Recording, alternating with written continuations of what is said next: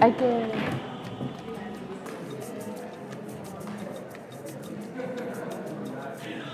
Ahí está.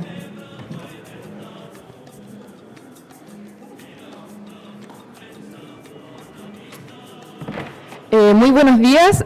Saludamos y agradecemos la presencia de todas, todos y todos los presentes. En este momento vamos a dar inicio a la jornada que lleva por título A 40 años de Alma Ata, Desafíos del siglo XXI. Encuentro Ciudadanía y Salud, el rol de las comunidades y el derecho a decidir. Dando estos agradecimientos, vamos a comenzar con las palabras de él. Hernán Aguilera es el director de extensión de la dirección que organiza en conjunto con Atención Primaria este encuentro. Muchas gracias.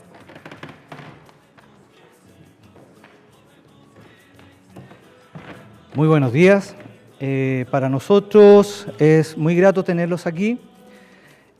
Contarles que este encuentro de atención primaria viene gestándose hace ya bastante tiempo. Es una iniciativa que surge del trabajo de organizaciones sociales con académicos y académicas de nuestra facultad.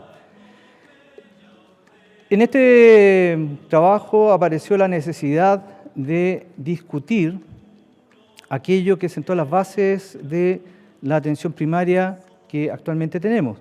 Esta conferencia que marcó un hito el año 1978 en Alma Ata, en la cual se establece que la atención primaria es la estrategia para mejorar la calidad de vida y contribuir profundamente en el bienestar de las personas y de los pueblos. El trabajo que llevamos haciendo ha desencadenado otras cosas, además de este evento en el cual estamos, y es parte de un continuo que pensamos seguir trabajando durante, esperamos, muchos años más. Damos la cordial bienvenida a todos los que están asistiendo. Hay representantes del mundo social, dirigentes de organizaciones comunitarias, a los académicos y académicas de nuestra universidad, de otras universidades también de Chile, a los invitados internacionales que nos honran con su presencia, estudiantes y trabajadores de atención primaria. Esperamos que en estas jornadas, aparte de hacer la revisión de lo que ha sido Alma Ata y de la significación que tiene actualmente en nuestro contexto, esperamos también que surjan propuestas. Están todos cordialmente invitados a participar en estas discusiones y, bueno, también saludar al equipo directivo, que hay varios acá de nuestra facultad, encabezada por nuestro decano, el profesor Manuel Cucullán, a quien voy a invitar que dé las palabras de bienvenida a este evento. Muchas gracias.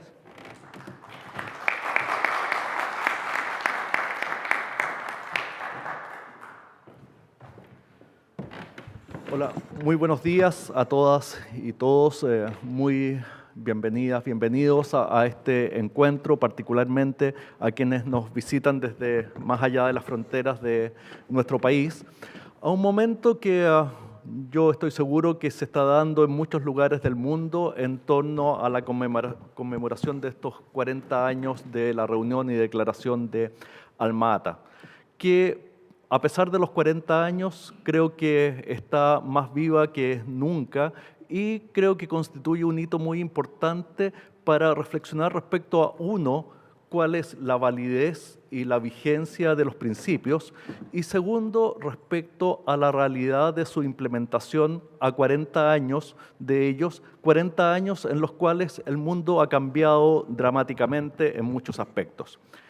Muy brevemente y desde muy fuera del dominio, porque a pesar de ser decano de una facultad de la salud, yo provengo no del mundo de la salud pública ni de la atención primaria, sino que de las ciencias biomédicas, de tal manera que mi mirada, yo diría, es más bien como ciudadano, ¿cierto?, que como un especialista en el tema.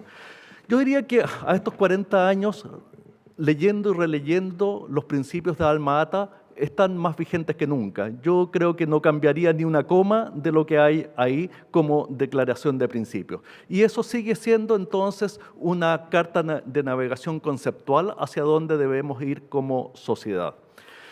Pero desde el punto de vista de la implementación, creo que debemos ser muy críticos respecto a ver qué se ha avanzado y cuántos de esos principios están siendo realmente puestos en práctica en nuestros sistemas en el país y cuáles son los resultados que se están obteniendo. De tal modo que yo invito, más que a la discusión conceptual, ¿cierto? Y a la revisión de los valores, si ustedes quieren, que a mi modo de ver, y a lo mejor ustedes no están de acuerdo, pero creo que va a haber consenso en eso, están plenamente vigentes, en ser críticos respecto a cómo podemos avanzar para que estos principios se hagan más carne en nuestra realidad. Hay muchos elementos más específicos en en la declaración de Alma Ata y en los dominios que nos interesan, pero yo quiero relevar dos, también desde mi punto de vista más bien de ciudadano. Uno tiene que ver con la relevancia cada vez más creciente de la educación y del aprendizaje que cada uno de nosotros como ciudadanos y de la comprensión que cada uno de nosotros como ciudadanos tiene de la condición de salud y de la condición de enfermedad. De tal manera de que los determinantes sociales, ¿cierto?, que cada vez comprendemos mejor en su relación con lo biomédico, no sean impuestos, no sean manipulados, ¿cierto?, no sean decididos desde un lugar externo a la soberanía de cada persona, sino que cada persona, como dice el título de allá, tenga la posibilidad de decidir de manera informada, responsable, con el apoyo adecuado de su comunidad respecto a cómo quiere vivir. Y naturalmente todos queremos vivir más y queremos vivir mejor. Y para eso requerimos un sistema que nos permita aprender y que nos permita poner en práctica ese aprendizaje para conducir una mejor salud. Y lo segundo puede parecer un poco más puntual, pero creo que debemos tenerlo en cuenta. El desarrollo tecnológico y el desarrollo del conocimiento en estos 40 años ha sido abismante, de tal manera de que la implementación de muchos de los principios que sostienen esta declaración cambia muy radicalmente y particularmente en sociedades como la nuestra, que ha tenido acceso desigual, pero ha tenido un acceso creciente a una serie de medios tecnológicos, de tal manera de que tenemos una ayuda, tenemos una herramienta y una responsabilidad para ocupar bien esa tecnología para el mejor aprendizaje, para la mejor gestión de la salud y el aprendizaje de la salud que queremos tener. Sin querer extenderme más, yo quiero manifestar junto con este saludo nuestro compromiso como Facultad de Medicina de la Universidad de Chile de avanzar en estas dimensiones. Lo que no es fácil porque significa cambiar culturas enraizadas en décadas o en siglos de mirar la salud de una manera diferente, pero que estoy convencido sobre la base de la evidencia podemos ir cambiando mucho más rápidamente. Recién le mencionaba a algunas personas con las que conversaba de los distintos trabajos que estamos realizando con nuestros estudiantes en medios comunitarios. Estamos conscientes del trabajo que está haciendo la Dirección de Extensión con líderes comunitarios en salud y creemos que esa es la dirección correcta, incorporar estas prácticas, este conocimiento, esta filosofía a nuestro modo de hacer, no separarlo, ¿cierto?, de nuestra tradicional visión biomédica de la salud, sino que tener claro que este es un continuo en el cual todos los elementos se deben hacer coherentes para conseguir el objetivo que queremos, una mejor salud para cada persona en nuestro país y en nuestro mundo. Muchas gracias y una muy exitosa jornada para todas y todos.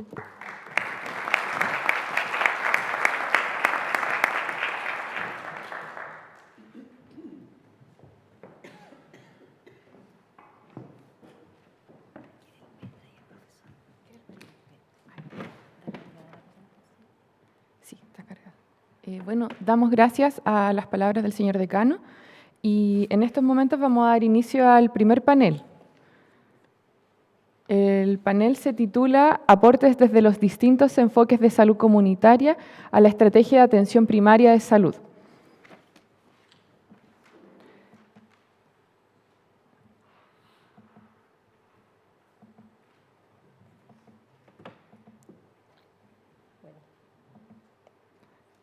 a cargar la... El panel será moderado por Claudia Muñoz Jofré, que va a explicar cómo se va, digamos, a extender como la jornada y el panel. Voy a cargar la presentación del profesor. ¿Esa? ¿Sí? ¿Sí? Bueno, buenos días. Quiero presentarles a los panelistas, pero primero que todo quiero decirles que para mí, la verdad, a ustedes tres que están aquí en esta mesa, bienvenidos a nuestra casa, la Universidad de Chile. Y para mí es un honor, y para todos los que estamos aquí, que ustedes estén presentes. Así que muchas gracias por haber venido. Les presento el panel Aportes desde los distintos enfoques de salud comunitaria a la estrategia de atención primaria de salud. El profesor aquí presente es el profesor Enrique Saforcada. Él es profesor consultor titular de salud pública de la Facultad de Psicología de la Universidad de Buenos Aires. Es doctor en psicología de la Universidad de Belgrano. En la misma universidad, en sus 50 años de graduado, ha trabajado en los campos de la psicología social y la salud pública. Tenemos la profesora allá, Fanny Poyarolo Villa, médico psiquiatra de la Universidad de Chile, política y diputada por 2 periodos en el Distrito 3 del sector norte del país. Tenemos a la profesora Carolina Jara. Ella es médico familiar, tiene formación en relación de ayuda, diploma en humanización y acompañamiento psicoespiritual de enfermos y es miembro del Grupo de Salud y Trabajadores de WONCA, ¿ya? La Organización Mundial de Médicos de Familia. ¿Por qué estamos aquí? ¿Ya? La verdad es que nosotros los invitamos a ellos para presentar... y llegó recién, bienvenida, la profesora Gladys Montesino, ¿ya? La profesora Gladys Montesino, ella es psicóloga, es académica del Departamento de Psiquiatría y Salud Mental del Campus Sur de la Universidad de Chile. Ha coordinado cursos para agentes comunitarios en psiquiatría intracomunitaria, orientados a mejorar su calidad de vida y para que las acciones de prevención y promoción de la salud estén en la comunidad. Bienvenida, Gladys, también. ¿Ya? Bueno, el tema que nos reúne hoy tiene que ver con cuáles son los aportes desde los distintos enfoques que tiene la salud comunitaria a la estrategia de atención primaria. Y específicamente dentro de eso, la salud comunitaria, un concepto que tiene que ver con gestión de salud positiva y determinantes sociales de la salud. ¿Ya? Nosotros, el grupo organizador, concebimos que el concepto de gestión de salud positiva surge desde la salud colectiva, desde la medicina social, ¿ya? Y la entendemos como la gestión de salud positiva como la condición natural de una persona, de un ser humano, de estar sano, de estar en salud, ¿ya? Distinto a la concepción más tradicional de la salud pública que está más centrado en la enfermedad. Este concepto de gestión de salud positiva tiene una mirada salutogénica, que se llama, de cómo generar salud, ¿ya? Esa es como la orientación que tiene este panel, ¿ya? Y les pedimos a los invitados que en relación a eso establezcan una relación con los determinantes sociales de salud, que hace ya un par de décadas, ¿cierto? También se ha visto cómo los distintos determinantes de salud generan oportunidades, ¿ya? Para que las personas asuman estilos de vida saludable o no los puedan asumir, ¿ya? Esa es la invitación que yo les hago a los profesores entonces ahora, bajo una pregunta muy general que el profesor Saforcada va a presentar, ¿cierto?, en PowerPoint, y los otros profesores también van a hacer sus presentaciones en no más de 10 minutos. Ya les exigimos un tiempo muy acotado, por lo tanto no se pretende profundizar sobre el tema, sino dejarlos muy motivados ante estas ideas, ¿ya? Y posteriormente vamos a hacer una ronda de preguntas que ustedes los expositores hagan o que yo tenga aquí a los profesores. Y esa es como la metodología de trabajo que tendríamos. Por lo tanto, yo a los expositores les voy a medir el tiempo, ¿ya? Entonces, cuando ya se cumplan los 10 minutos, les voy a hacer una seña. ¿Les parece? Sí. Ya. Bien. Entonces ahora le doy el tiempo al profesor Enrique Saforcada.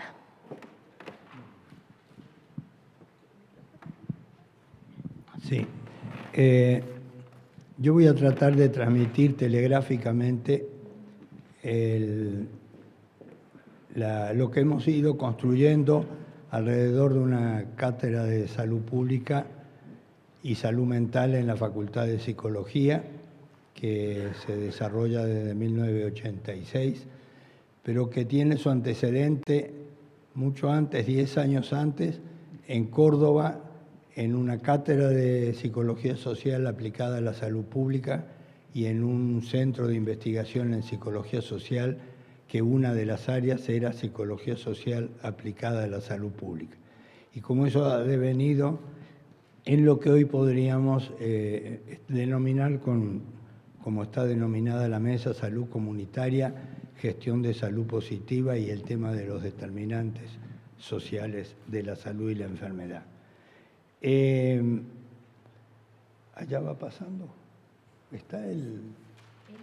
Préstemelo. No.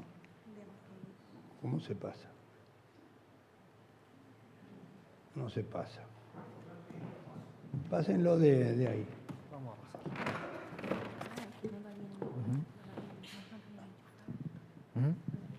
Ah, ya. Ah, La antena faltaba. ¿está ahora? Ahí pasó.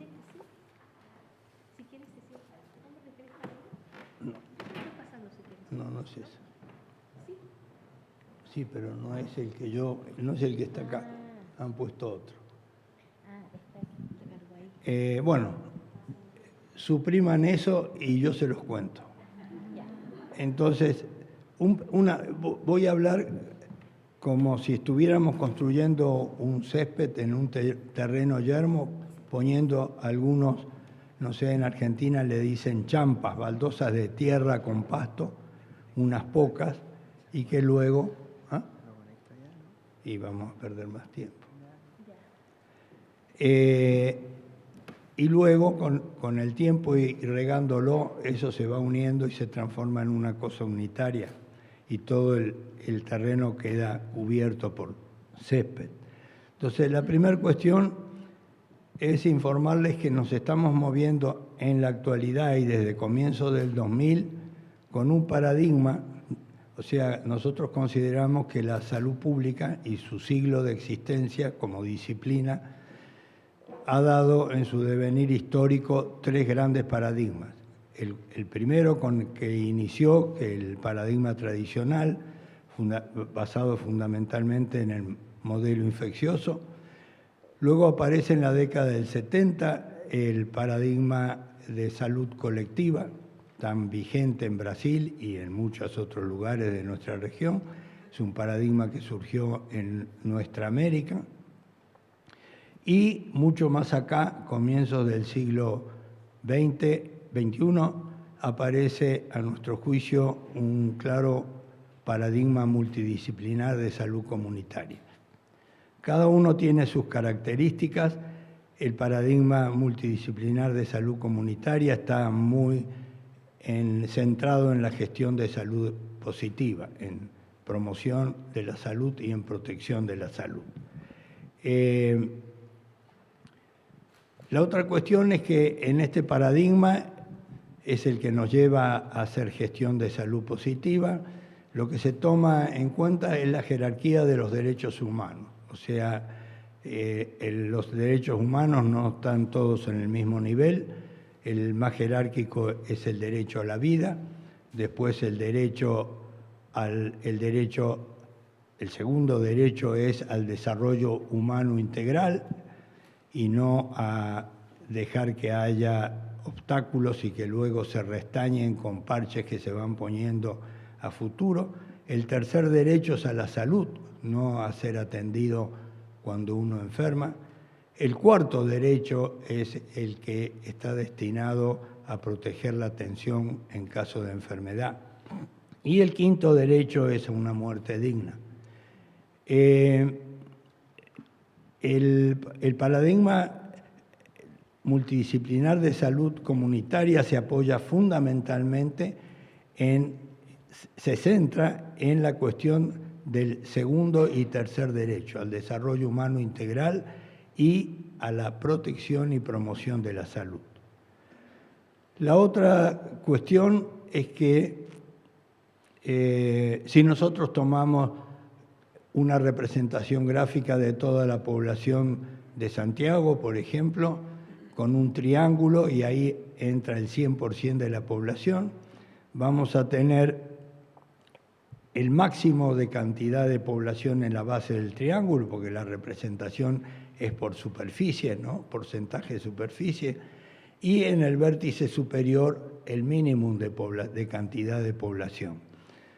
Si a eso le superponemos 3 ejes o 5 ejes fundamentales en relación a la salud, el riesgo de muerte, la discapacidad, el sufrimiento, la complejidad y el costo, vamos a tener, así como teníamos el mínimo de población arriba y el máximo abajo en cuanto a cantidad, en estos 5 vectores vamos a tener el máximo en el vértice, donde menos gente hay, y el mínimo en el vértice, donde menos gente hay, y el máximo en la base, donde más gente hay.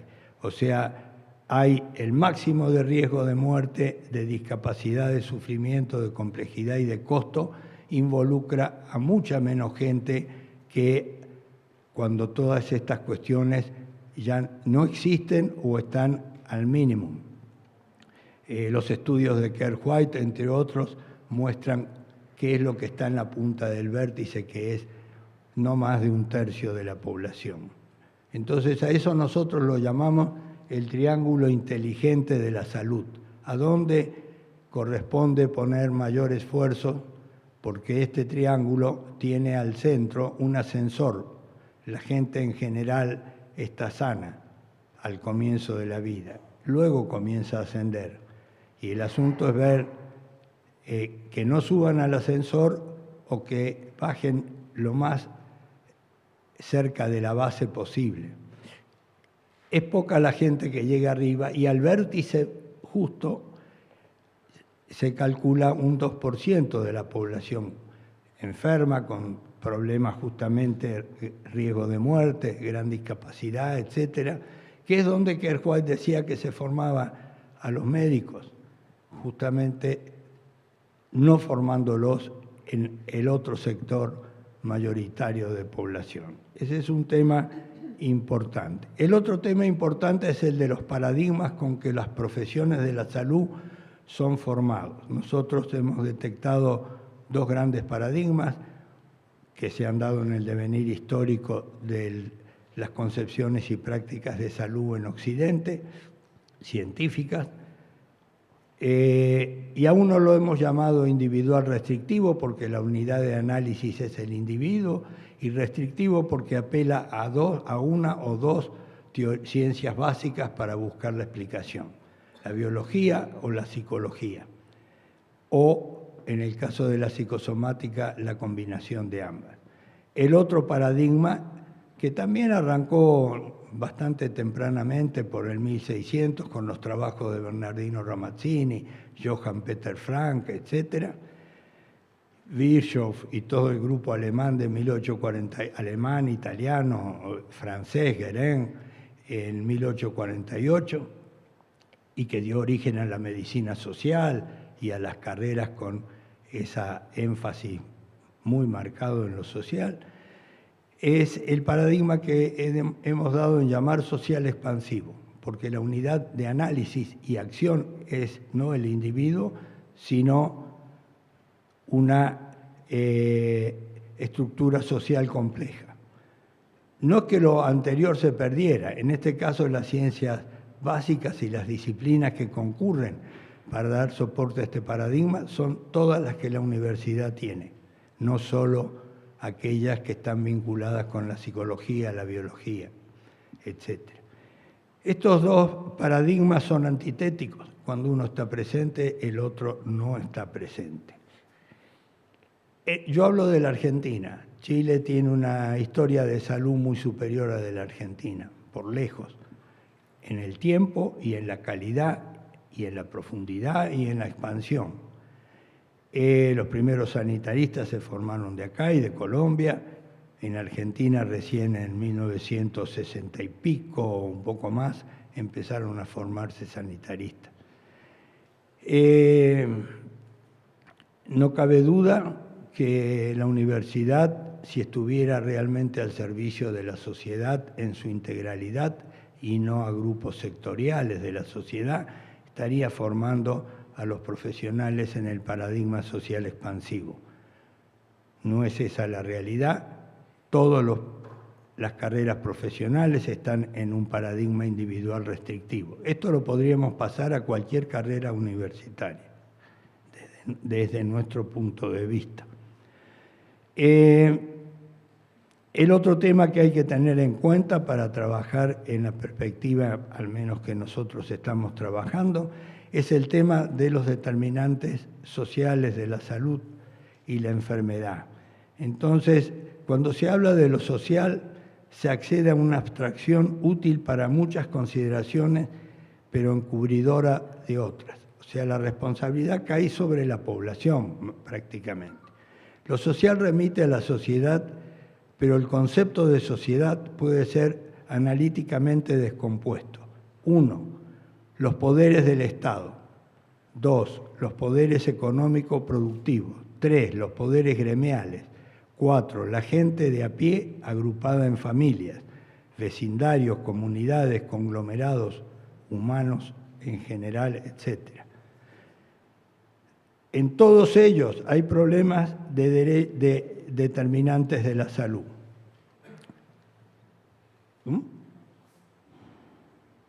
Sí. Bien, si pudiera seguir con este desarrollo, llegaríamos a que en general cuando se habla de determinantes de salud, se habla de aquellos que involucran la responsabilidad de las personas. Y es muy importante tener en cuenta los otros determinantes de salud que nos llevan a entender que no podemos separar salud pública de enfermedad pública, definiendo enfermedad pública como toda enfermedad que en un momento y lugar determinado, contando los poderes del Estado con todo lo necesario para evitarla, no la evita. Y desde mi perspectiva, 2/3 de la carga de morbimortalidad que soporta Argentina son enfermedad pública, o sea, enfermedad artificial. No puedo, porque el tiempo se me ha agotado, pero más o menos yo diría que estas 4 o 5 cosas que he perfilado muy rápidamente son los soportes fundamentales que nosotros tenemos para trabajar. Nosotros, me refiero al grupo con el que trabajo en Argentina y en el Mercosur, con gente de Brasil, Uruguay y Paraguay, en lo que llamamos gestión de salud positiva.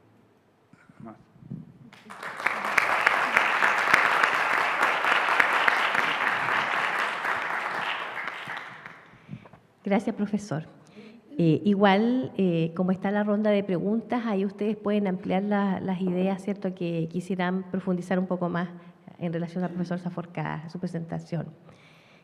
Ahora, entonces, le daría la palabra a la profesora Fanny Poyarolo.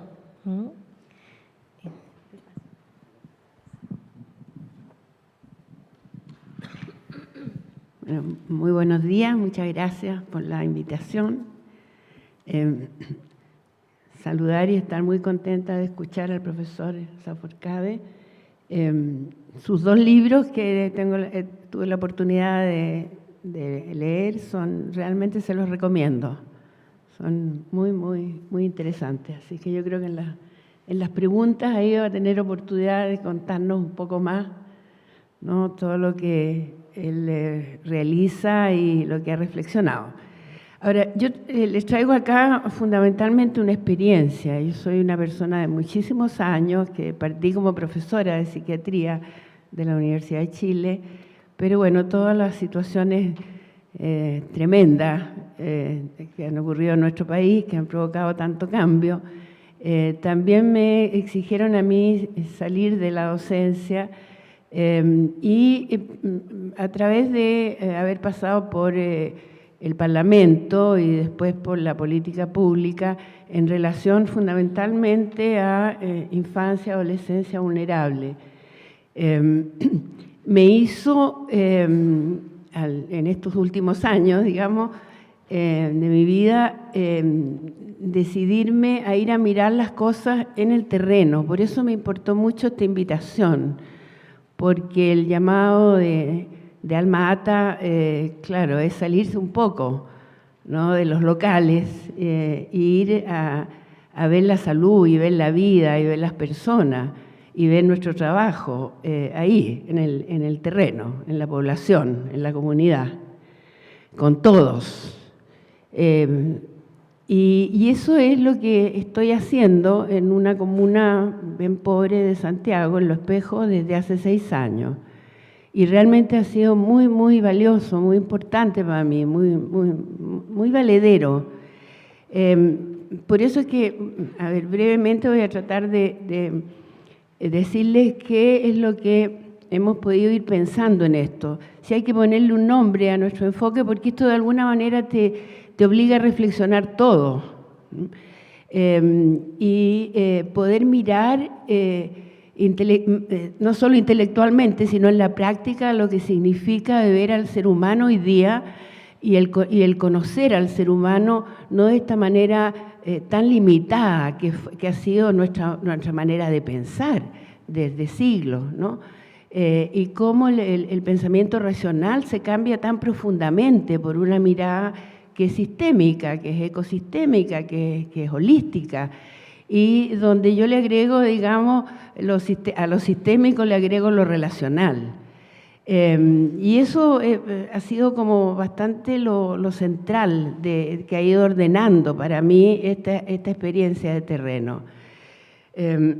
Allí nosotros trabajamos fundamentalmente con adolescentes y son adolescentes donde todo esto que Alma Ata destacó tan fuertemente, que ha sido su sello, ¿no?, de los determinantes sociales, son el grueso, es lo que define eso que nosotros llamamos las poblaciones, digamos, ¿no? Cuando hablamos de las poblaciones estamos hablando de eso.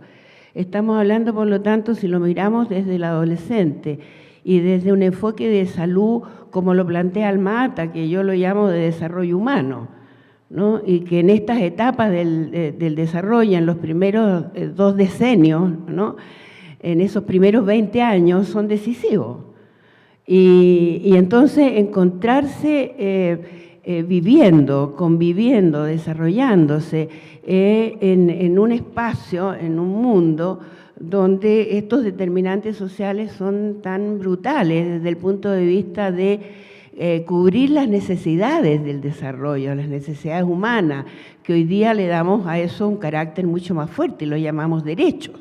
Pero esos derechos son necesidades emocionales fundamentalmente, ¿no? De cómo yo me entiendo a mí mismo, cómo entiendo la vida, cómo entiendo el mundo, cómo me paro, ¿no? Cómo me relaciono, qué son los otros para mí, cómo me ven, cómo yo los veo. Entonces, si eso se da en un espacio donde las oportunidades, ¿no es cierto?, prácticamente a ese buen desarrollo o a esa salud positiva no están, y donde por lo tanto acojo absolutamente lo que denomina el profesor enfermedad pública, ¿no? Sí, enfermedad pública. Nuestras poblaciones están enfermas, ¿no? Si uno mira nomás lo que ha pasado con el fenómeno de la droga, ¿no?, están enfermas. Si uno mira cómo se comunican a través del gesto violento o del acto violento, ¿no?, es enfermo. Y donde digamos, las ofertas, las llamo yo, las ofertas, digamos, los niños y los adolescentes necesitan actuar, ¿no es cierto?, necesitan participar. Y en la adolescencia ya eso es tan fuerte, a partir de la pubertad necesitan hacerlo con otros y con sus pares. ¿Y cuáles son las ofertas? La oferta es la violencia, la oferta es la droga y la oferta es hoy día cada vez más el arma, la pistola, ¿no? Bueno, y en ese espacio entonces donde yo quisiera poner el foco, porque es lo que hemos, digamos, fue mi inquietud en realidad. Mi inquietud de ir a la población fue fundamentalmente ver los problemas que se visualizaban en la política pública. Cuando estuve en el Parlamento hicimos no sé cuántos de estos, ¿cómo se llaman?, cuando se decía hacer una investigación, no sé cuántas investigaciones, ¿no?, sobre un incendio que murieron niños del Sename, en fin, el problema del abuso, el problema del maltrato, en fin. Pero esas investigaciones con mucha frecuencia iban mostrando las limitaciones, los problemas, las dificultades de los que, ¿no es cierto?, llegamos hablando de la salud, que somos extranjeros. Cuando uno llega a la población, uno es un extranjero, no es alguien extraño a la población. Y entonces, eso que hacemos ahí, ¿cómo lo hacemos? El tema del cómo ha sido para mí lo fundamental. Y la visualización, digamos, de lo que se diagnosticaba, el diagnóstico de las dificultades, fundamentalmente yo diría el gran diagnóstico de la descoordinación absoluta de todos los extranjeros que llegan a hacer cosas buenas a la población. Porque no es solo a salud, ahí llegan los profesores a hacer cosas buenas a los colegios, ¿no? Y ahí llegamos, yo trabajo desde lo que se podría llamar una ONG, una fundación. Uno llega a la población a hacer cosas buenas, ¿no? Pero no lo estamos haciendo totalmente bien, ¿no? Tenemos problemas y problemas antiguos que no los logramos resolver. Entonces yo quisiera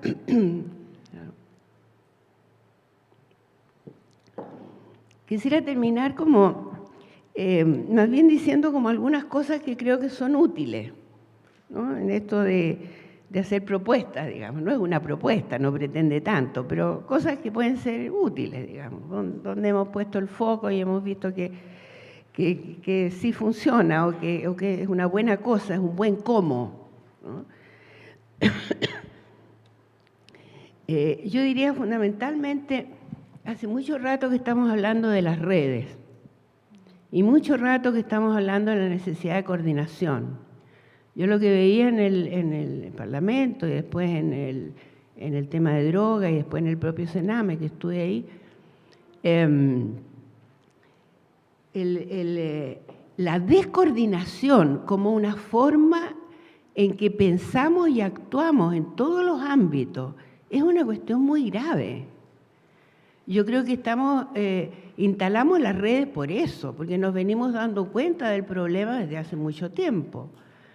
Pero el problema es esas redes realmente, el cómo de esas redes. A mí me parece que tiene mucho más de formal que de real coordinación humana, porque los que llegamos allá somos extranjeros, pero somos personas que nos vamos a relacionar con personas. O sea, lo que hacemos permanentemente es una relación humana, ¿no? Y esa relación humana está totalmente fragmentada, porque quienes están viviendo en esta situación que el profesor llama de una enfermedad pública, o una sociedad enferma, son las personas, ¿no?, que necesitan, ¿no?, una relación humana distinta, y son muchas personas, la idea es esa, somos nosotros extranjeros, pero son muchos los otros extranjeros. O sea, está el profesor, que es parte de la vida de esos niños, y está el agente de salud que pasa a ser parte de la vida de esos niños. Y está, ¿no es cierto?, esa madre que es clave, que es el otro ser humano fundamental, con el cual nosotros tenemos que trabajar para que sea un agente, ¿no?, de salud de esos niños. Entonces, esta fragmentación, que es parte de nuestro problema todavía, ¿no?, como seres humanos en sociedad, y que lo vemos en todas partes eso, y para el diseño de todas las políticas, aquí pasa a ser muy serio, muy grave. Y yo creo que las redes están siendo demasiado formales. Tendrían que ser mucho más reales, verdaderos equipos que se articulen. Ahora, yo creo que necesitamos trabajar todos muy en la calle, que la tendencia al encierro, que Alma Ata dijo, hay que irse al terreno. Estoy terminando. También es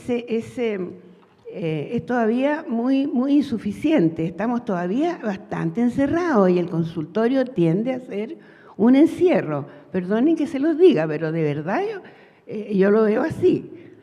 Y necesitamos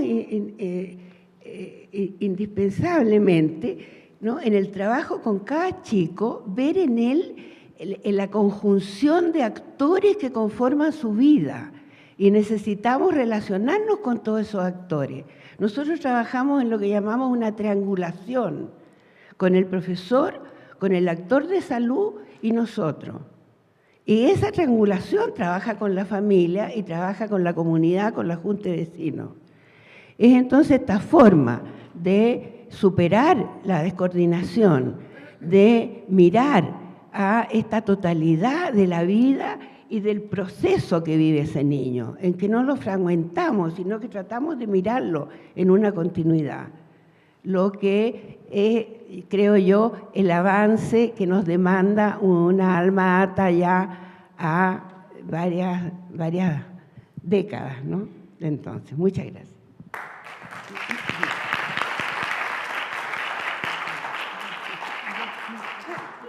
Sí. Bueno, ahora la profesora Gladys Montesino ya va a presentar su visión. Me habría gustado sobre el estar tema. la última, porque por mi tardanza, lo siento ya. Bueno, primero un agradecimiento por esta invitación. Estoy media problemática de salud, pero creo que amerita, digamos, estar acá en este acto. Bueno, yo creo que el tema tiene referencia, digamos, al problema de la salud positiva, ¿ya?, que es una abstracción extraordinaria. Pero yo quiero, digamos, acá partir con un poco de historia de lo que nosotros hacemos por lo que podría llamarse salud positiva, ¿ya? Antes de la declaración de Alma Ata del 78, nos vamos a ubicar un poco, digamos, en los años 68 hasta el 73, donde desde la formación del profesor Marconi en el área sur de Santiago, realizamos un trabajo importante. Es decir, ya había una influencia muy grande de pensar el problema de la salud mental como un problema que está en todas partes, pero que no se ve.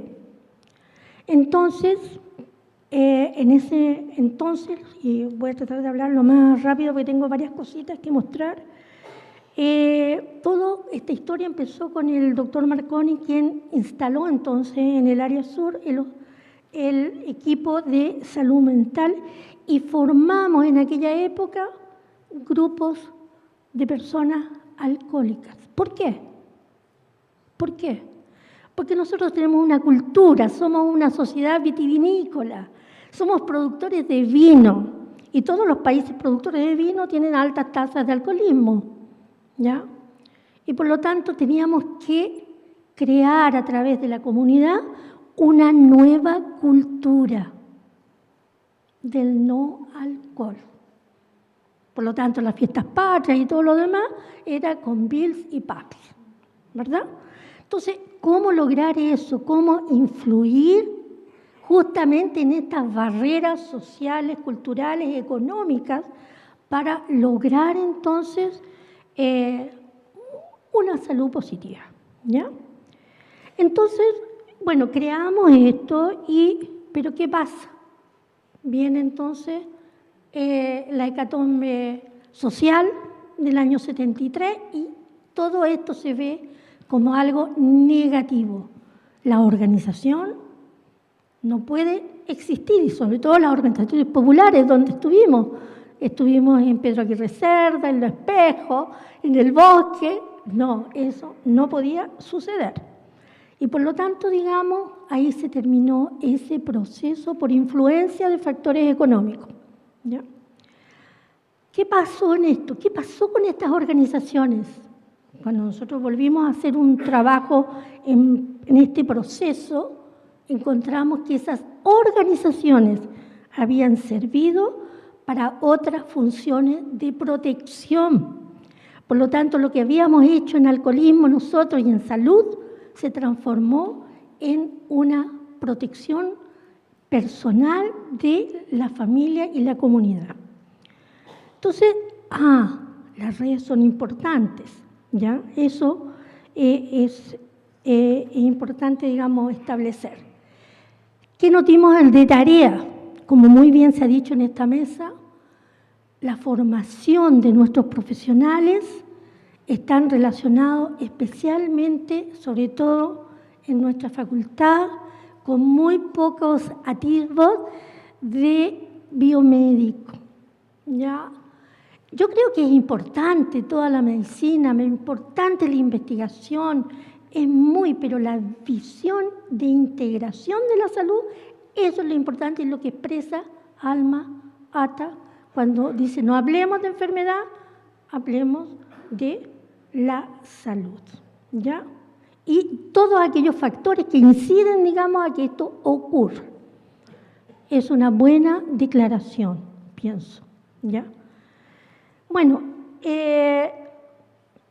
¿cómo se plasma este problema de la ausencia de enfermedad en las políticas de salud? Y las cifras son realmente abismantes, es decir, en la epidemiología tenemos de que, y comparativamente, estamos bien parecidos a Estados Unidos en términos de dependencia y a Canadá, en términos de dependencia, en términos de violencia intrafamiliar, de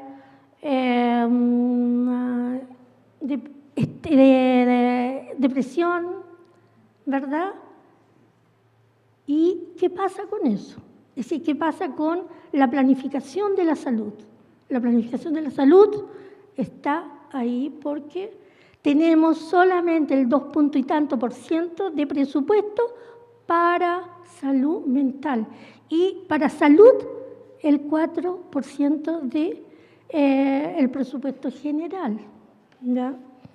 Entonces, bueno, estamos viendo para dónde va nuestra salud positiva y hay un problema de salud mental que tiene que ver básicamente con que no se ve para nada. Para nada. Hay una serie de barreras culturales que determinan que las enfermedades mentales no se ven. El psiquiatra, no voy al psiquiatra, les traigo una cosita acá para que mostrar de un trabajo que se hizo en Concepción muy bueno sobre razones por la falta de tratamiento, dice. ¿Ya? Problema nunca resuelto por sí mismo, enfermedad física 55% y enfermedad mental el 65% no ha sido resuelto. Yo puedo resolver el problema por mí mismo. Hay un 52% que dice que yo me puedo sanar por mí mismo y hay un 60% de las enfermedades mentales que yo me puedo sanar por sí mismo. No confío en quienes proporcionan atención de salud. Miren ustedes, enfermedad física el 19% y la enfermedad mental el 22%. No confían en nosotros. No es útil. El 27% en salud mental. No sé a dónde ir, desconocimiento absoluto, ¿verdad?, de que existen las enfermedades mentales, el 29%. Vean ustedes esa cifra y veamos qué es lo que está pasando con la salud positiva, ¿ya? Entonces, y sobre todo en salud mental, ¿verdad? Porque en salud mental no se ve. En salud mental hay prejuicios, hay elementos culturales que inciden, digamos, de que ello no se vea, a pesar de que la enfermedad mental está en todas partes, en todas las enfermedades, provocándolas o bien, digamos, siendo consecuencia de, ¿ya? Bueno, ese es el cuento muy general. Con esta experiencia, entonces, de que los pacientes no llegan, no terminan el tratamiento, etcétera, etcétera, en el año 2010 nosotros empezamos desde Barros Luco, digamos, a pensar cómo se pierden estos pacientes. Entonces, ahí empezamos a ver la posibilidad con un equipo, porque yo trabajo con un equipo, la doctora Vera, que es psiquiatra, Patricia Ochoa, que es educadora, está Catherine, que es psicóloga, Elizabeth, que es asistente social, y yo. Somos un equipo. Y entonces empezamos a analizar este problema de cómo lograr incorporar a la población en su propio saber, porque ellos también tienen el saber de la enfermedad a su modo, ¿ya? Y eso es lo que nosotros como universidad tenemos que aprender también, ¿ya? Y hacer entonces un intercambio de saberes, diría yo, ¿ya? Entonces, bueno, tenemos la experiencia de Marconi con los alcohólicos anónimos, sigamos entonces en la formación de agentes comunitarios en salud mental. Empezamos el año 2000, hicimos investigaciones de zonas críticas y descubrimos de que la mayoría de las personas que estaban cerca de la atención primaria eran donde había más población crítica de enfermedades y mientras más vivían lejos, menos acudían al consultorio, por razones económicas, por desconocimiento, por lo que sea, ¿no? Bueno, entonces empezamos nosotros en el año 2010 a formar esto. ¿Cuál es el rol de la universidad? ¿Cuál es nuestro rol de universidad pública? Es justamente desarrollar la capacitación y establecer una relación con la comunidad para saber sus saberes y para entregar nuestros saberes y ver qué es lo que pasa. Y ahí entonces, en el año 2010, empezamos nosotros a hacer un programa de formación de agentes comunitarios en salud mental. Pusimos temas que eran derechos humanos, el problema de la migración, que son temas que son generales, y después los temas particulares de algunas enfermedades predominantes, y después cómo actuar, cómo relacionarse con la atención primaria. Nos ha hecho muy bien, hemos formado hasta ahora, tenemos en Buin, en Paine, tenemos en El Bosque, tenemos en San Miguel, tenemos agentes comunitarios que han sido fantásticos, ¿ya? No me acuerdo más en qué otra comuna, pero son como 5 o 6 comunas. Gladys. Pero ¿cuál es el rol Pero ¿cuál es el rol de la universidad? De conexión. Entonces hemos formado una mesa territorial de agentes comunitarios que son los que organizan el trabajo para el año, ¿ya? Sin paga, que conste. Y quiero, ya que estoy más o menos en la, quiero, digamos, que estoy, digamos, terminando porque ya, no quiero poner cosas muy teóricas, ¿ya? Quiero leerles a ustedes la carta que instauramos el Día del Agente Comunitario, que es el 16 de agosto, porque todas nuestras capacitaciones iban para esa fecha, ¿ya? Entonces ellos decidieron, mira, vamos a, si es el Día del Niño, el Día del Perro, del Gato, etcétera, veamos el Día del Agente Comunitario en Salud Mental, ¿ya? Permítame entonces leer la carta de nuestros dirigentes permítanme, por favor, leer la carta de los agentes de WIN. No recuerdo bien el nombre del señor, ¿ya? Justo en ese momento, digamos, donde se hizo el acto en el aula magna, al ser designado para dirigirme a ustedes, no siendo, por supuesto, el más indicado para hacerlo, pero considerándome uno más de los comprometidos a entregar mi modesto aporte al servicio de la salud mental, donde día a día vamos encontrando una variedad de matices adversos en los sufrientes hogares donde existe un enfermo mental que nos clama protección. Es allí donde llegan los agentes comunitarios, con esa vocación de servicio que sin duda viene a ser un aliciente y ayuda para aquellos seres que, ajenos al mundo real, necesitan la humanitaria comprensión para el enfermo y su familia. Al reflexionar la conclusión de lo antes mencionado, no es otra que la nostálgica y feliz consecuencia de la semilla que sembró el doctor Juan Marconi, Tazara, impulsor de la psiquiatría comunitaria. El doctor Juan Marconi, apoyando lo suyo, encontró al sacerdote Sergio Nasser, quien colaboró en la formación de monitores, los que sin duda fueron comprometiendo a la comunidad teniendo favorables resultados. Estoy cierto que el agente comunitario de salud mental viene demostrando que el legado del doctor Juan Marconi y de quienes lo acompañaron en ese entonces fueron los artífices de un camino de esperanzas para aquellos seres desposeídos en una sociedad que desconocía el dolor ajeno, aquella angustia y aquella resignación de tantas familias que arrastraban esa cruz de incertidumbre e infortunio dominante. Lo que otrora fue gris, oscuro, sigue hoy día trotando en el tiempo con otras necesidades que requieren la ayuda y la solidaridad del prójimo. Y ese prójimo, en parte fundamental, son los profesionales y los agentes comunitarios de salud mental, que vienen entregando lo mejor de sí mismos con su presencia, sus conocimientos, su comprensión y su compromiso de amor apostólico, patriótico, filantrópico y como quiera concebirse y practicarse.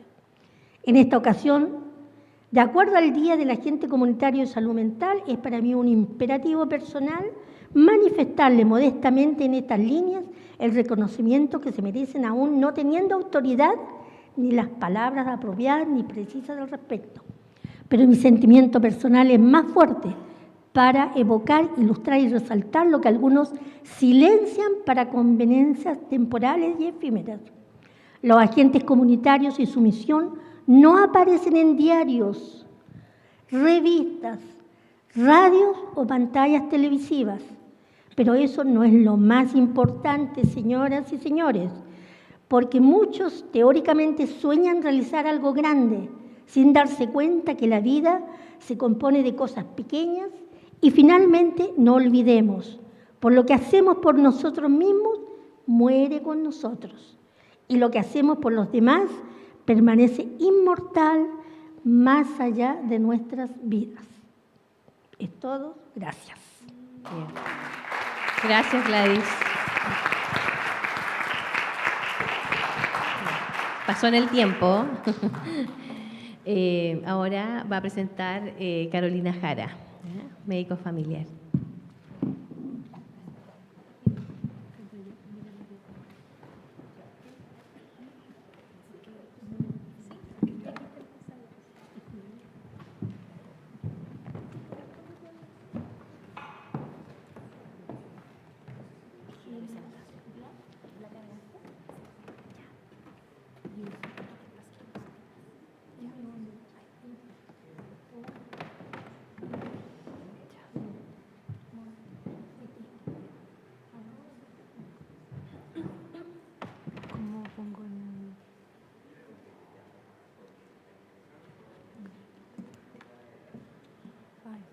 No sé, ¿qué pasó?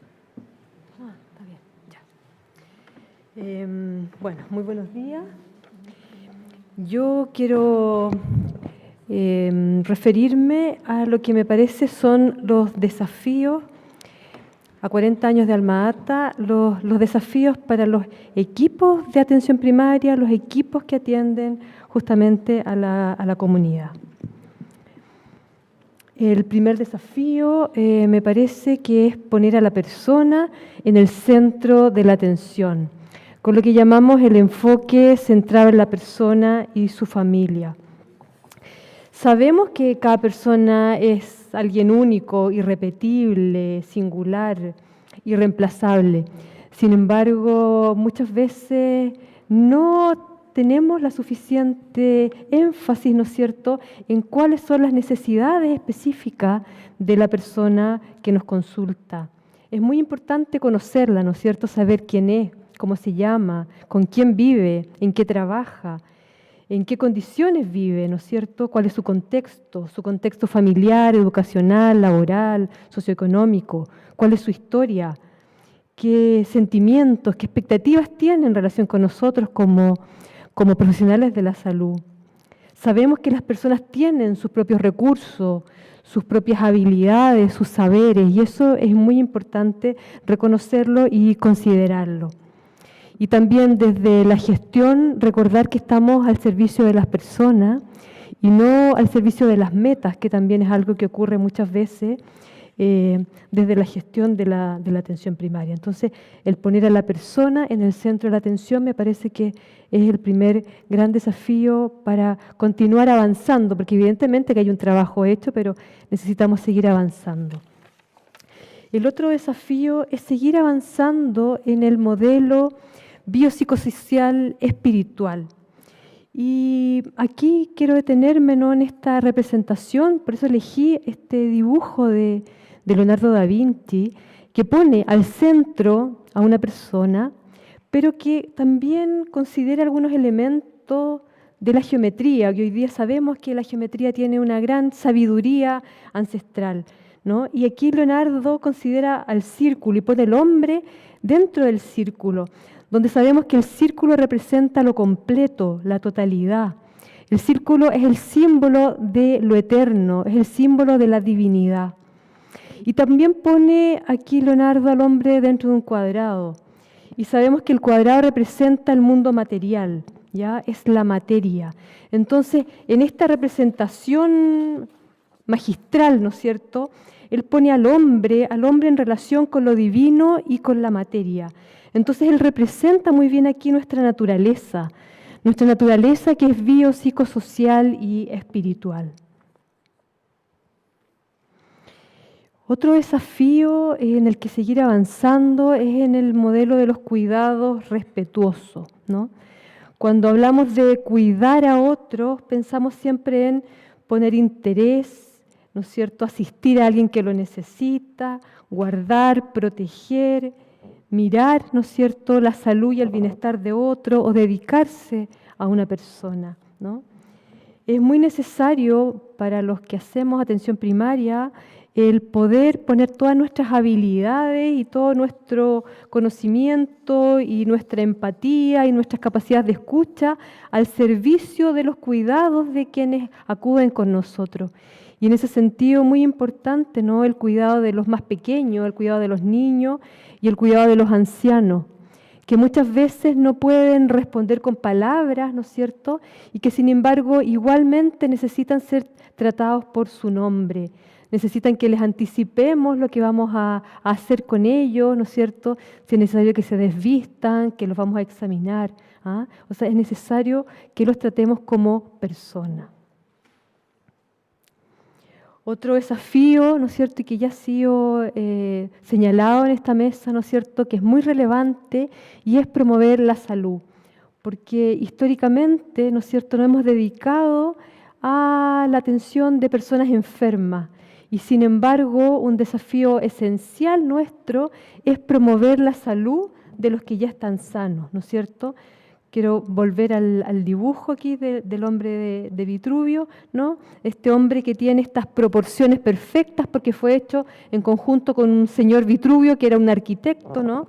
Entonces él tiene este dibujo es la representación del hombre perfecto, ¿no? El canon de las proporciones humanas. Y yo me imagino es que este Señor perfecto tiene también una fisiología perfecta, o sea, es un hombre sano. Sabemos hoy día, ¿no?, que gran parte de las enfermedades, ¿no es cierto?, tienen que ver con estilos de vida. Las enfermedades crónicas en gran parte tienen que ver con estilos de vida que no son estilos de vida sanos.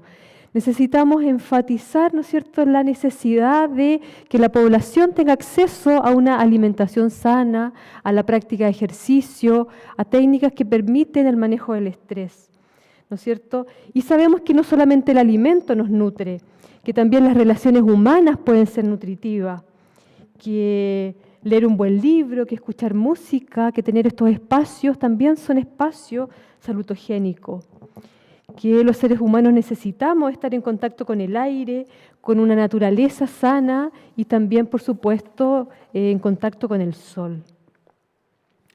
Otro desafío para los equipos es el desarrollo de las personas, ¿no es cierto? El cuidado de los trabajadores de salud. Porque si los trabajadores de salud no están sanos, difícilmente van a poder proporcionar cuidados adecuados a los usuarios de la atención primaria. Es muy necesario cuidar a los que cuidan de otros, el cuidar a los trabajadores de salud, ¿no es cierto? Y evidentemente que hay un gran avance en esto, ¿no es cierto? Preocupación porque exista la dotación adecuada, las condiciones de trabajo adecuadas, que se capacite, ¿no es cierto?, a todo el equipo de salud en todos los aspectos necesarios, ¿no es cierto? En fin, hay hartos elementos ya en la práctica, pero es necesario, por supuesto, seguir avanzando en este cuidado de los que cuidan a otros. Y otro elemento importante, ¿no es cierto?, evidentemente, que es el escuchar a la comunidad. Y en este sentido quiero volver al dibujo nuevamente. Este dibujo que el gran Leonardo dibujó alrededor de 1490. Cuando yo supe la fecha en que había sido dibujado, inmediatamente pensé, ¿no?, que Cristóbal Colón debía haber estado en los preparativos para el gran viaje que hizo, que él pensaba que iba a las Indias, bueno, finalmente llegó a las Américas, ¿no? Pero ya estaba en los preparativos cuando hizo este dibujo. En paralelo, ¿no?, Cristóbal Colón ya a esta tremenda hazaña que hizo de cruzar los mares con esas calaveras. Y llegó a América, ¿no es cierto?, un continente donde había una gran sabiduría en los pueblos ancestrales, donde los españoles que llegaron se sorprendieron del gran conocimiento que tenía el pueblo mapuche de las plantas medicinales, ¿no? Posteriormente hemos tenido información, ¿no?, que pueblos como los incas hacían trepanaciones de los cráneos, o sea, hacían cirugías de cráneo, cirugías de cerebro en esas épocas remotas, ¿no? Sabemos también que mucho antes los mayas también tenían una tremenda sabiduría, ¿no es cierto?, un gran conocimiento astronómico y que incluso su arquitectura estaba desarrollada en base a ese conocimiento astronómico, o sea, hacían una astroarquitectura. Entonces llegaron los españoles a un tremendo continente con una gran sabiduría. Bueno, hoy día la población está buscando esa sabiduría, el rescate de esas sabidurías ancestrales. Sabemos que desde la Encuesta Nacional de Salud, la última, 2016-2017, el 93% de los encuestados manifiesta que le agradaría que existiera la posibilidad de medicinas complementarias en la red pública de salud. Hoy día gran porcentaje de la población está recibiendo acupuntura, ¿no es cierto?, que es uno de los elementos de la ancestral medicina china que ya lleva más de 5.000 años. También muchas personas se están beneficiando con naturopatía, homeopatía y otras terapias. Muchas de ellas terapias que favorecen la capacidad de autocuración que tiene el ser humano, que sabemos hoy día que nuestra naturaleza es tan perfecta que a veces solamente se requieren ciertos estímulos para poder recuperar la salud. Entonces, con todos estos elementos podemos decir que es posible ir contribuyendo al desarrollo integral de las personas, a contribuir a una sociedad mucho más sana, ¿no es cierto?, con equipos sanos que estén al servicio de esas personas. Muchas gracias.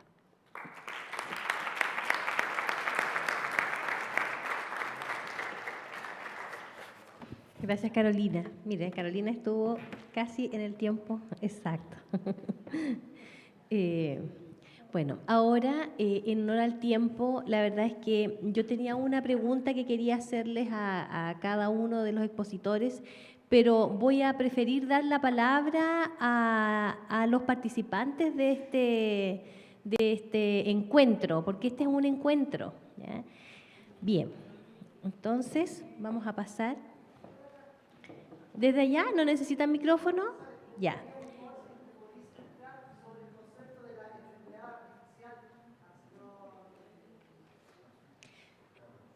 Saforcada quiere, si lo puede ilustrar, sobre el concepto de enfermedad artificial. Como acá todos a velocidad de relámpago, porque nos apura el tiempo, le doy un ejemplo. Enfermedad pública es la que genera Monsanto con el glifosato y los múltiples productos con los que está dañando la salud de nuestras poblaciones. El Estado tiene los recursos necesarios para poder impedir que Monsanto haga lo que hace y poner sobre la mesa la verdad científica, no la que Monsanto manipula y compra y distorsiona la información, la realmente seria, transparente, demostrando que esos productos hacen daño a la salud sin la menor duda. Entonces, también puede poner en manos de la población el Estado y en manos de los agricultores las tecnologías eficaces para producir la cantidad de granos necesarios. Es mentira que solo con las tecnologías de Monsanto se logra eso y se mitiga el hambre en el mundo. Al contrario, la aparición de Monsanto ha incrementado el hambre en el mundo porque Monsanto tiene un fin lucrativo, no de beneficio a la humanidad. Entonces, ahí tiene un caso usted típico de producción de enfermedad pública. Cuando se permite en un país que tiene rutas que no pueden, ninguna permite ir a mayor velocidad de 130 kilómetros por hora, y el país permite que se vendan los autos que dan 220 kilómetros por hora, está promoviendo la enfermedad pública. Cada accidente de un auto que va a 200 kilómetros por hora es responsabilidad de los poderes del Estado, porque ese vehículo podría tener limitadores de velocidad.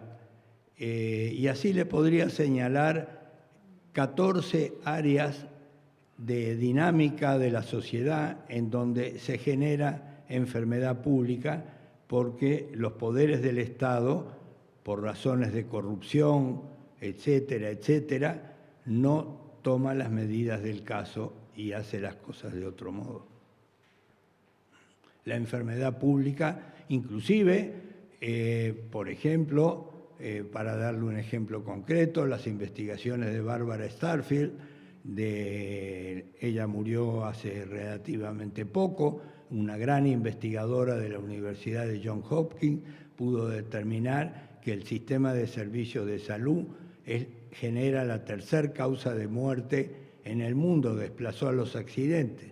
Y esas muertes no son por mala praxis médica, sino por los efectos adversos de las drogas que se están usando. Y nadie le pone límites a las grandes corporaciones químico-farmacéuticas que están destruyendo no solo la salud de las poblaciones, sino las profesiones de la salud, particularmente la medicina.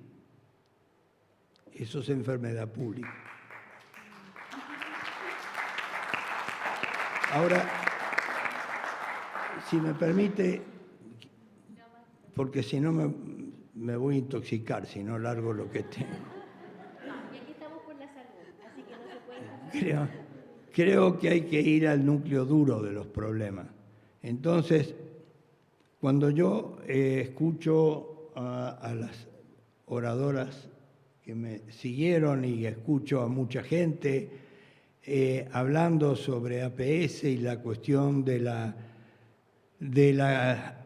el modo de desempeñarse de los profesionales y las profesionales con las poblaciones, comprensión, etcétera, me hago esta analogía. supongamos que pongo en marcha un programa comunitario en donde un grupo de personas universitarias van a llevar la literatura a una comunidad vulnerable o una comunidad con ciertos problemas. Y entonces yo entreno a esa gente y le digo qué tipo de literatura buscar y le digo que tienen que leer pausado y que tienen que estar muy comprensivos y abiertos a las incomprensiones de la población y una serie de cosas.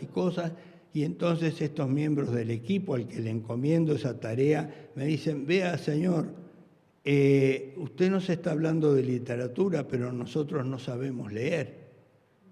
¿Cómo vamos a llevar la literatura a la población si no podemos leer?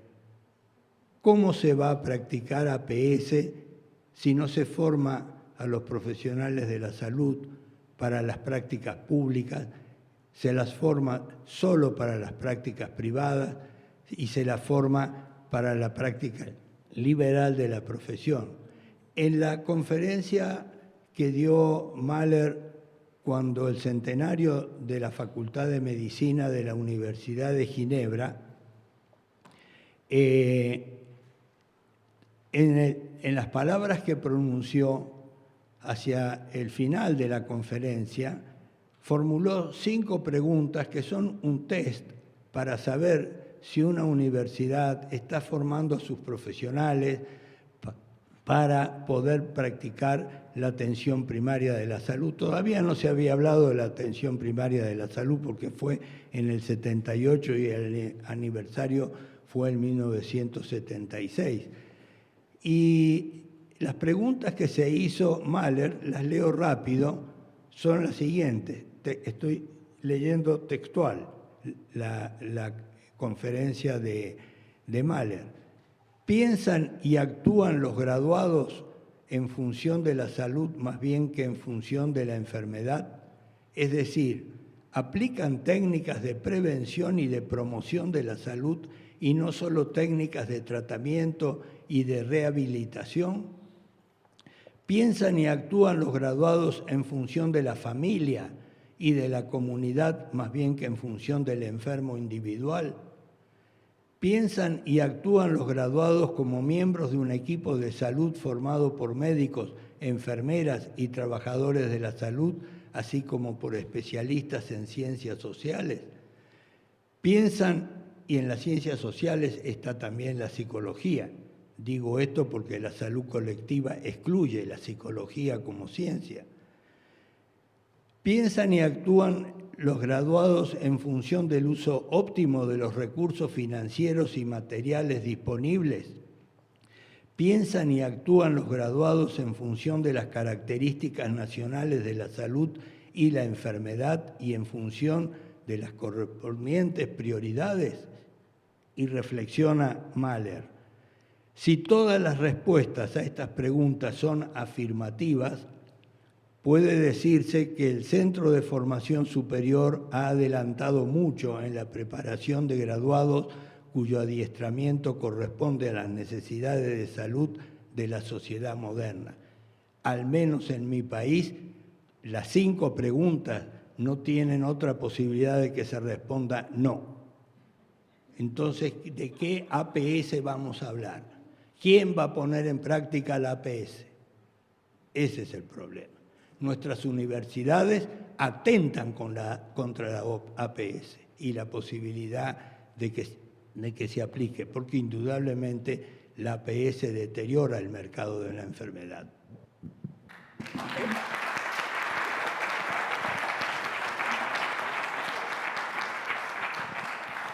Gracias, profesor.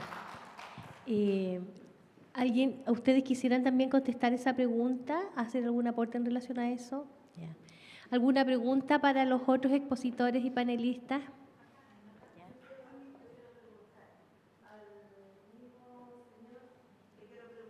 A profesor Saforcada.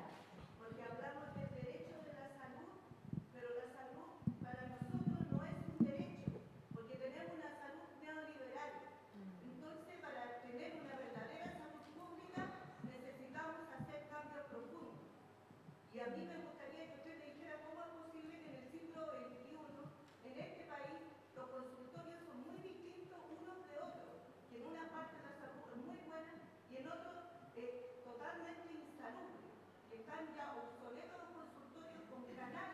con ratones y con agua servida. Entonces es inhumano el trato que se le da a las personas. Más encima nos damos el lujo de recibir un montón de extranjeros sin darle la posibilidad de vivir como corresponde. Sí, por supuesto, no tengo más que decirle que acuerdo con usted.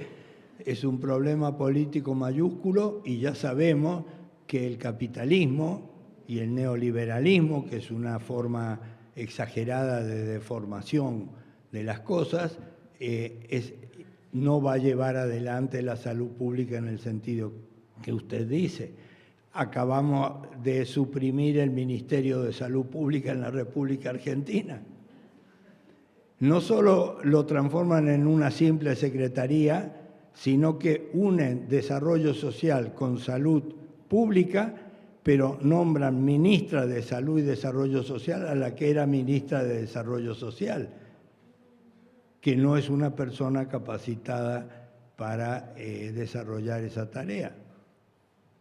No porque yo crea que un ministro de Salud o una ministra tenga que ser médica, al contrario, soy de los que opina que jamás un profesional de la salud puede ser un buen ministro de salud.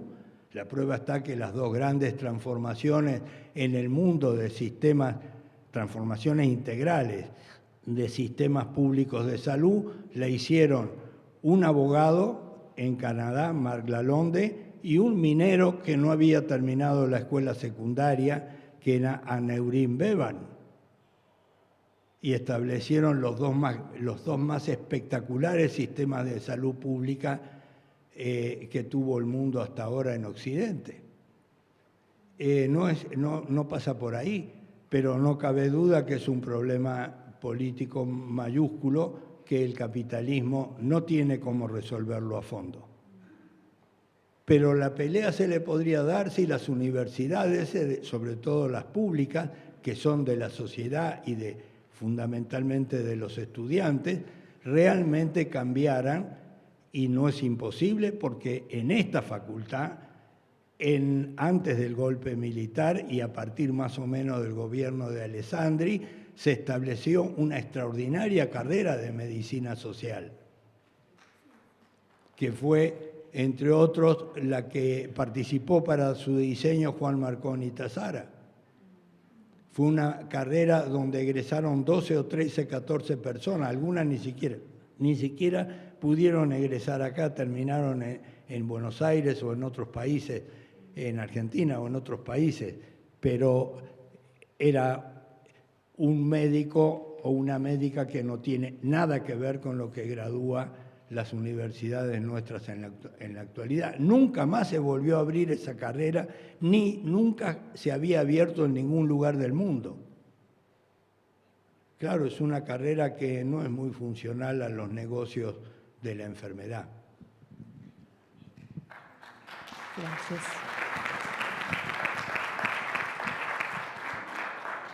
A los otros panelistas, no sé si quisieran también aportar a ese comentario que hacía. ¿No? ¿Tampoco quieren hacer algún alcance en relación a lo que decía la participante? ¿No? ¿Del encuentro? No.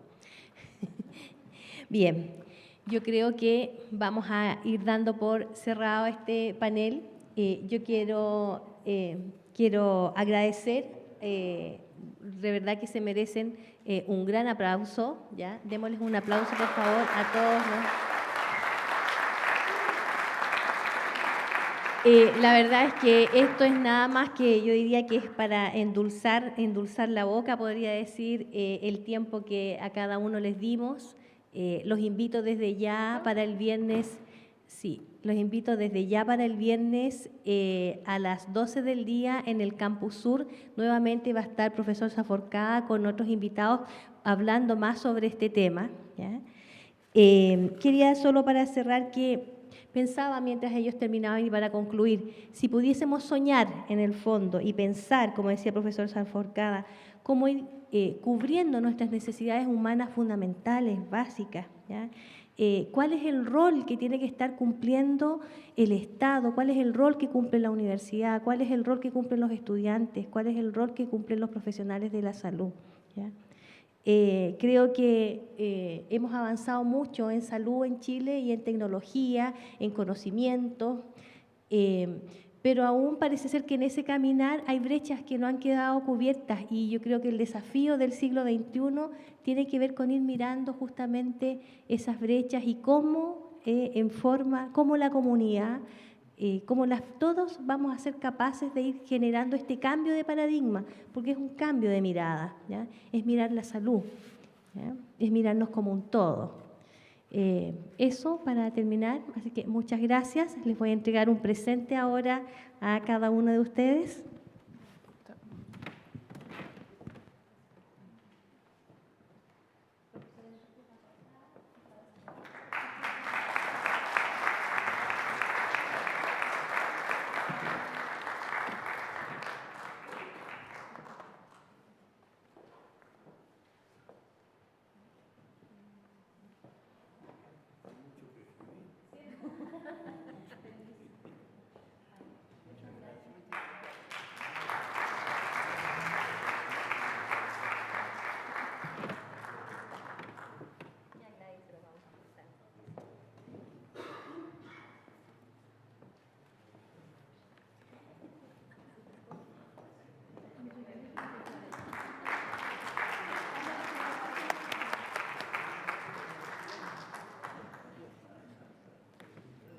Bueno, damos gracias a las expositoras y al expositor por este panel. A continuación, para continuar con el encuentro, queremos invitar a todas las personas presentes a que se hagan parte de una muestra de collón de la Araucanía cordillerana.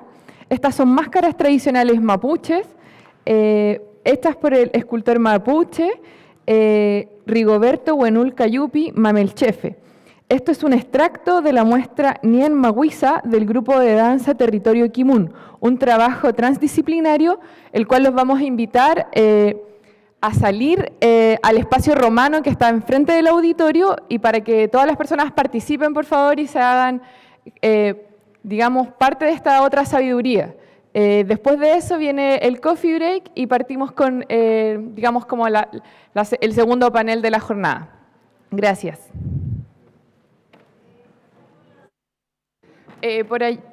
Por la mano izquierda o mano derecha.